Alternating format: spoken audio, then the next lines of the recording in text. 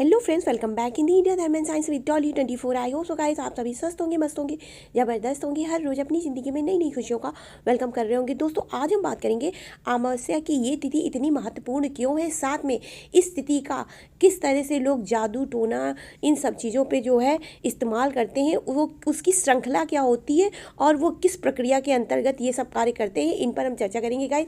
लेकिन उससे पहले यदि आपने मेरा चैनल अभी तक सब्सक्राइब ना किया हो तो प्लीज़ सब्सक्राइब माई चैनल। दोस्तों, अमावस्या की ये तिथि अपने आप में ही बहुत ज़्यादा महत्वपूर्ण मानी जाती है। वैसे भी अमावस्या की चाहे ये तिथि हो या कोई भी तिथि हो, अमावस्या की तिथि वैसे भी बहुत ज़्यादा इंपॉर्टेंट होती है, बहुत ज़्यादा महत्वपूर्ण होती है, क्योंकि अमावस्या की तिथि जो है पूर्वजों की तिथि भी मानी जाती है। इसके अलावा जैसे पूर्णिमा की तिथि को समस्त देवी देवताओं की शक्तियाँ कार्यरत होती हैं, समस्त देवी देवता जो है अपनी चरम सीमा पे होते हैं, सबकी शक्तियाँ बहुत अधिक प्रबल होती हैं। उसी तरह अमावस्या की तिथि में भी जादू टोना इन सब की जो है शक्तियाँ बहुत ज़्यादा प्रबल होती हैं। इसके अलावा आप अमावस्या की तिथि को किसी भी इंसान की मृत आत्मा को आप चाहो तो आसानी से अपने पास बुला सकते हो, अपने पास जो है उसको बुला करके कोई भी कार्य करा सकते हैं। इसके अलावा अमावस्या की तिथि जो कि इतनी ज़्यादा महत्वपूर्ण होती है, हर प्रकार से अगर हम उसकी गणना करें तो ज्योतिष शास्त्र में भी अमावस्या की तिथि बहुत ज़्यादा महत्वपूर्ण मानी जाती है। यदि किसी के ऊपर पितृदोष होता है तो उसको अमावस्या की तिथि के दिन ही जो है श्राद्ध, दान, बहुत सारे जो है कर्म करने को बोले जाते हैं, जिसकी वजह से उसके ऊपर अमावस्या की तिथि का जो भी प्रकोप है, जो भी बुरा साया है वो ख़त्म हो जाए।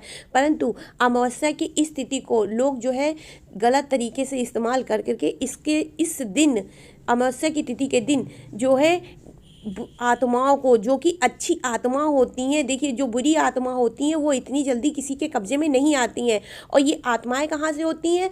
आत्मा, आपने गीता में भी सुना है कि आत्मा अजर अमर है, आत्मा कभी मरती नहीं है, वो एक शरीर से दूसरे शरीर में प्रवेश कर जाती है। और जिन आत्माओं की मृत्यु अप्राकृतिक रूप से होती है, जिन जिन लोगों को शरीर अप्राकृतिक रूप से जो है त्यागना पड़ता है, वही इस ब्रह्मांड में जाकर के आत्मा का रूप धारण कर लेती हैं। और ये एक प्रकार की ऊर्जा होती है जो कि हर हाल में ब्रह्मांड में होती ही होती है। और अमावस्या के तिथि के दिन, जब अमावस्या की तिथि के दिन ना तो जो है प्रकृति पर सूर्य स्थित होता है और ना ही चंद्रमा, तब ये आत्मा अपने प्रबल रूप में इस प्रकृति पर संचरण करती हैं, इस प्रकृति पर आती हैं। इसीलिए देखिए जो अच्छी आत्मा होती हैं उनको लोग बुरे बुरे कर्म करके, जादू टोना टंबर ये सब करके जो है अपने पास आकर्षित करते हैं, अपने कार्य को करने के लिए बाध्य करते हैं। क्योंकि अमावस्या की तिथि पितरों की तिथि मानी जाती है और इस दिन सारी जितनी भी बुरी शक्तियाँ, देखिए पितरों की शक्तियों को मैं बुरा तो नहीं बोलना चाहती हूँ, लेकिन अब इस टाइम में वीडियो ही ऐसा बना रही हूँ कि उसमें हम यही बोलेंगे, किसी को प्लीज़ बुरा नहीं लगना चाहिए। तो जितनी भी बुरी शक्तियाँ होती हैं वो चरम सीमा पे होती हैं। इस दिन आप किसी भी इंसान का यदि नाम ले करके उसके लिए कुछ भी करते हैं तो वो चीज़ हर हाल में होती ही होती। इसके अलावा अमावस्या की तिथि को महाआलय अमावस्या की तिथि भी बोला जाता है। महाआलय, महान आलय, अगर महान आलय देखा जाए तो इंसान का जो होता है उसका शरीर ही होता है, और अमावस्या की तिथि को महाआलय बोला जाता है। परंतु जब इंसान अपना शरीर छोड़ देता है तो वो महा मतलब बड़ा, आलय मतलब घर, तो वो अपने घर में नहीं रह पाता है। ऐसी स्थिति में जिस आत्मा को एक घर की ज़रूरत होती, जिस आत्मा को अपने कार्यों को पूर्ति करने के लिए एक शरीर की ज़रूरत होती है, तो वो अमावस्या के तिथि के दिन आसानी से आप अर्धरात्रि में उस आत्मा को अपनी ओर आकर्षित करके, अगर आपको उसकी मदद, आप किसी अच्छी जो है अच्छी इच्छा से, अच्छी दया दृष्टि से या किसी अच्छे कार्य के लिए आप किसी आत्मा को अपनी ओर आकर्षित कर रहे हैं, आप जानते हैं कि उस आत्मा का जब वो आत्मा जीवित रही तो अपनी कुछ इच्छाओं को जो है अधूरा छोड़ करके मर चुकी है, तो ऐसी स्थिति में यदि आप आत्मा को जो है बुला रहे हैं तब तो आप बहुत नेक और पुण्य काम कर रहे हैं। परंतु किसी कारणवश यदि आप उस इंसान की आत्मा को एक शरीर दे रहे हैं दूसरे इंसान को परेशान करने के लिए, तो आप ये जान जाइए कि आपने जाने अनजाने दो प्रकार की कब्रें खोद दी हैं। एक तो अपने लिए और एक जिसके लिए बुरा कर रहे हैं उसके लिए, और साथ में एक और जो आपको करवा रहा है। क्योंकि कोई भी तांत्रिक हो या बाबा हो, ये कार्य किसी के दबाव, बहुत से लोग दबाव में करते हैं, बहुत से लोग खुशी में करते हैं। यदि आप किसी के दबाव में आकर के ये कार्य कर रहे हैं तो आपने 3 लोगों की मृत्यु के लिए कब्र खुद ब खुद खोद दी है। तो किसी की बुराई या किसी के लिए बुरा मत करो, और यदि आप गलती से ऐसा कार्य कर रहे हो तो आपने 3 कब्रें खोद दी हैं। और इस दिन जो अमावस्या की तिथि होती है उस दिन प्याज, लहसुन, बैगन, मसूर की दाल का सेवन करने से बचना चाहिए, क्योंकि ये अपने आप में ही पितरों की तिथि मानी जाती है। और इस दिन जितना सात्विक आप रहेंगे उतना ही आपके लिए बहुत ही अच्छा होगा। और जो लोग अमावस्या की तिथि के दिन दूसरों का अनबन चाहते हैं वो हर हाल में अमावस्या की तिथि का इंतजार करते हैं, और अमावस्या की तिथि के आते ही वो अपनी वाइब्रेशन को है तेज कर लेते हैं, अपनी मानसिक चेतना शक्ति को जागृत कर लेते हैं।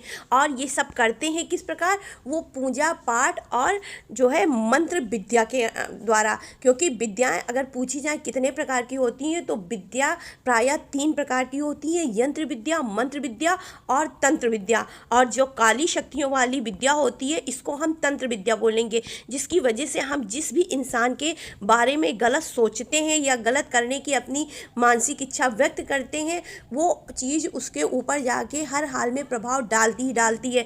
अब कुछ लोग हमको हो सकता है ये भी सवाल कर लें कि कैसे किसी का प्रभाव, किसी का कोई बुरा कर सकता है। तो हमने आपको हमेशा ये चीज़ बोली है कि आपकी सोच ही आपके जीवन का रास्ता बनाती है। जिस प्रकार से हम सोचते हैं वही चीज़ हमारे पास वापस आती है। और यदि आप किसी को भी मन में रख करके उसके बारे में गलत सोचते हैं, उसके बारे में गलत बोलते हैं, और इसको करने के लिए आप एक निश्चित टाइम और तंत्र साधना के द्वारा करते हैं, और ख़ास तौर से ये टाइम और रात का, तो हर हाल में ये चीज़ होती ही होती है। और इसे वैज्ञानिक रूप से प्रूफ भी किया गया है। और आप इसको संपूर्ण करने के लिए किसी भी आत्मा की मदद ले सकते हैं। आत्मा के पास कभी भी अपनी कोई जो है शक्ति नहीं होती, उसके पास ना ही इतने सोचने विचारने की। देखिए, अगर उसके पास सोचने की शक्ति होती, उसको सब कुछ पता होता, तो वो आधा जीवन जी करके मरती ही क्यों? कि आत्मा प्रायः वही लोग बनते हैं, क्योंकि जो लोग अपनी आधी अधूरी ज़िंदगी को जीते हैं वो लोग आत्मा कभी नहीं बनते हैं। जो एक अच्छी मृत्यु पाते हैं या जो है उन्हें प्राकृतिक रूप से मृत्यु आती है, जो लोग अप्राकृतिक मौत मरते हैं वही लोग प्रायः आत्मा की श्रेणी में आते हैं। और जो लोग मतलब सही से अपना पूरा जीवन जी करके मृत्यु को प्राप्त करते हैं वो तो अपने कर्म अनुसार या तो स्वर्ग में जाते हैं या नर्क में। बीच वाली स्थिति उनकी बिल्कुल भी नहीं होती है। और बच्चे तो इस स्थिति में बिल्कुल नहीं आते। जो अबोध बालक होते हैं, बच्चे होते हैं जिनकी भ्रूण में हत्या होती है, वो हर हाल में परमात्मा में जाके विलीन हो जाते हैं। और उनको उनके कर्म अगर होते हैं इस प्रकृति पे कुछ भी बकाया तो उनका दूसरा जन्म होता है, वरना वो उसी जगह जो है उनके जन्म की प्रक्रिया खत्म हो जाती।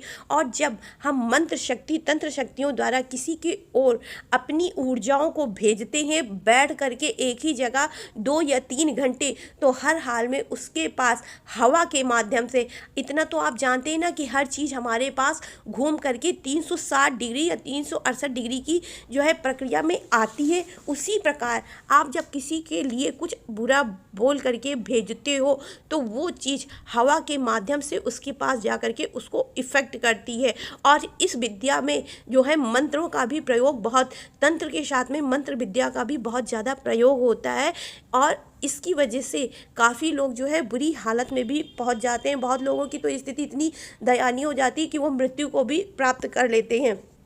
अगर आपको मेरी बात पे विश्वास नहीं हो तो आपने यदि बचपन में विक्रम बेताल की कहानी देखी होगी तो ये विक्रम बेताल की कहानियाँ में आपने देखा होगा कि राजा को एक तांत्रिक बोलता है बेताल को लाने के लिए, पर बेताल हर बार राजा को ये धमकी देता है कि तुम्हें मेरी कहानी सुननी होगी और उसके बाद जवाब देना होगा। और राजा हमेशा उसकी कहानी सुनता और जब बोलता कि अगर तुम बोल दिए तो मैं उड़ जाऊँगा, लेकिन जब जवाब देने की बारी आती थी तो राजा मजबूर है। और राजा वो अपने वचनों से बंधे होने के कारण उसे हर हाल में जो है बेताल को जवाब देना ही पड़ता था। परंतु जैसे ही बेताल को जो है राजा जवाब देता था तो वो उड़ करके वापस अपने ठिकाने पे पहुंच जाता था। और इस तरह से लमसम टोटल जो है एपिसोड इसके बनाए गए हैं 24।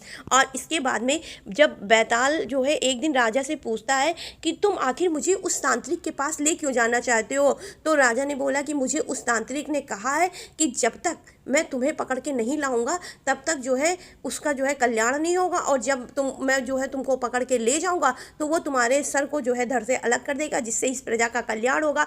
तो तांत्रिक जो बैताल होता है वो राजा को बताता है। बैताल बोलता है, हे राजा, तुम मुझे पकड़ के ले तो जाओगे, परंतु जैसे ही तुम मुझे तांत्रिक के हाथों में सौंपोगे, तांत्रिक तुम्हारी शक्तियां तुमसे लेने के लिए मुझे तो अपना बंदी बना ही लेगा, लेकिन उसके साथ में वो तुम्हारा भी सर जो है धड़ से अलग कर देगा।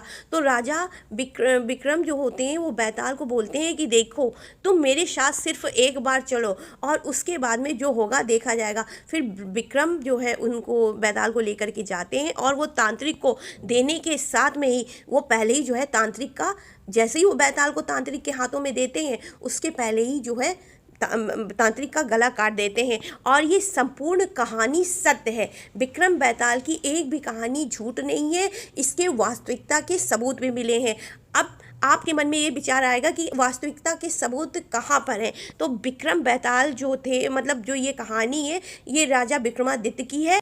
महाराजा विक्रमादित्य विक्रम संवत के अनुसार अवंतिका उज्जैन के महाराज थे। ये जो है विक्रमादित्य आज से 2021 से पूर्व 2292 वर्ष पूर्व, आज के टाइम से 3000 वर्ष पूर्व, 3101 ईसा पूर्व सम्राट विक्रमादित्य का जन्म हुआ था, और इन्होंने इस पृथ्वी पर जो है 100 साल तक राज किया था। इसके अलावा इनके अगर राज्य को देखा जाए तो इन विक्रमादित्य का शासन अरब व मिस्र तक फैला हुआ था, और संपूर्ण धरती के लोग उनके नाम से परिचित थे। इतिहासकारों के अनुसार उज्जैन के सम्राट विक्रमादित्य का राज भारतीय उपमहाद्वीपों के अलावा इराक, ईरान, अरब में भी था। और जैसा कि आप सभी जानते हैं कि पुराना भारत, अगर पुराने भारत का इतिहास देखा जाए तो ये सभी भारत के अंग थे।